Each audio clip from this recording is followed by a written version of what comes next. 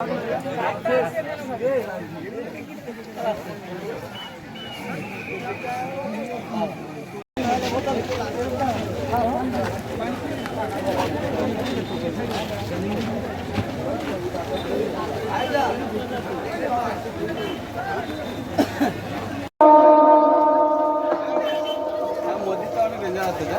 खबर?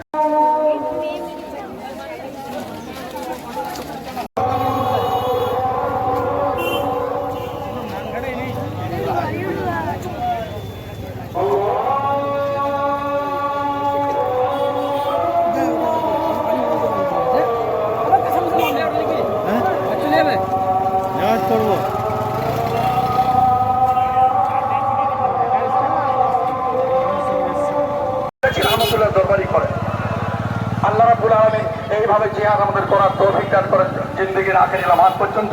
আমি গুনাহগার অদম মানুষ, ছোট্ট এখানে আজ 10টা মিনিট দাঁড়া ভাই।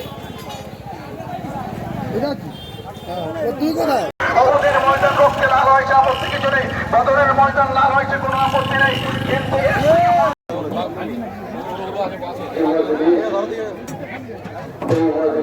কিরে বেটা দেখছি সেই মহান প্রভুর আবার জান্নাতের আমরা সবাই হয়ে গেলাম।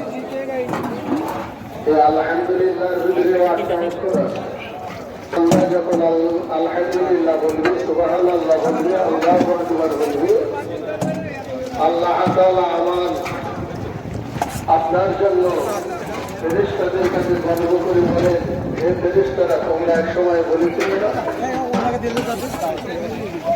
আল্লাহ আপনি দুনিয়ার জমিনে বান্দা তৈরি করবেন না। আজকে তারা চাতক পানির মতো সূর্যের তাপ উপেক্ষা করে বসে আমার তসবিহ করছে, আমার প্রশংসা করছে।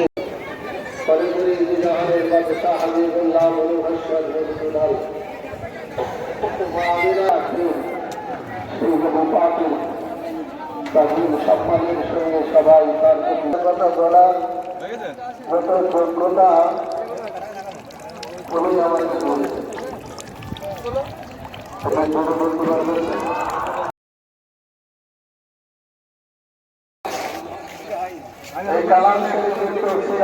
রোজা রাখতে পারবো না, হজ করতে যেতে পারবো না, যাকাত দিতে পারবো না, কোনো দান খয়রাত করতে পারবো না। মোট কথা কোন নেক আমল সে ব্যক্তি করতে যখন ক্লাস করে মজলিসে আল্লাহ রহমতের ফেরেশতা আমাদের ঘিরে আছে, আমরা ওযু করে পাক পবিত্র আল্লাহর কালাম শুনবো বলে এই মজলিসে এসে বসে, তাই তো? এদিকে চুলে রান্না, আমি ওখান থেকে ক্লাস করি। নামাজের হেফাজত করবে, ওয়াক্ত মতো সময় মতো নামাজের হেফাজত করবে, নামাজ আদায় করবে। সর্বপ্রথম আল্লাহ তার 9টা তার উপরে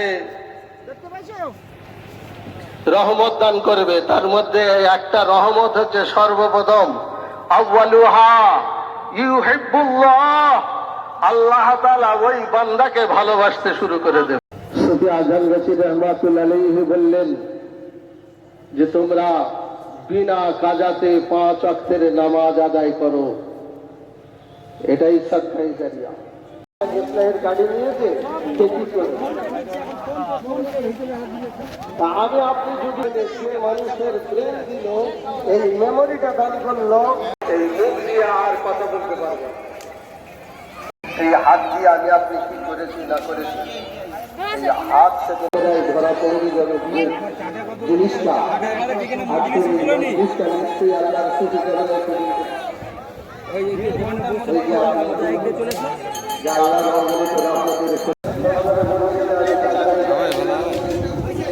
এখনো ওসি হবে না।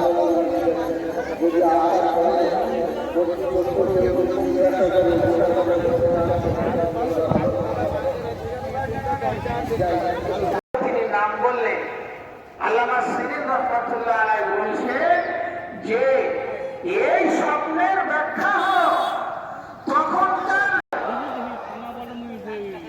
নবী রাসূলদের কথা, সাহাবীদের কথা, এই ভয়ের ব্যাপারে তো শুনলে অবাক হয়ে যাবে।